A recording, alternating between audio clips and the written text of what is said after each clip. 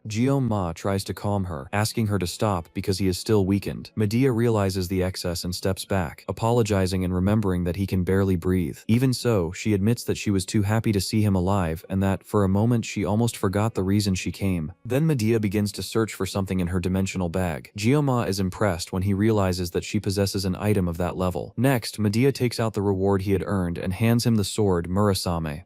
Ma thought about how the fact that he had decapitated a demon on Scopuli Island had been kept secret, just like director Medea had said. When he examined his new sword Murasame, he noticed it had an attack power of 25,670, was rank B, and was described as a Japanese sword whose name meant heavy spring rain. Medea said she hoped he liked the reward, and added that prizes like this were usually handed out in formal ceremonies. Because of the situation, that had not been possible, so she apologized. At that moment, Medea noticed the Sword Emperor approaching, and made a sharp comment about him. The Emperor himself immediately reacted, asking her not to call him that. Medea fired back, saying that he was already 70 years old, and still acted like a little girl. Watching the exchange, Ma felt like he had seen something like this before, almost like deja vu, and wondered why the Sword Emperor was there. Medea explained that she had heard everything through Mae's friends and, on behalf of the Academy, offered an official apology. She admitted that everything that had happened was the Academy's fault, and that because of their negligence, Mae and his team, along with almost everyone on the island, had nearly lost their lives. Because of the incident, she swore on her honor as director that the whole truth would be revealed. The Sword Emperor added that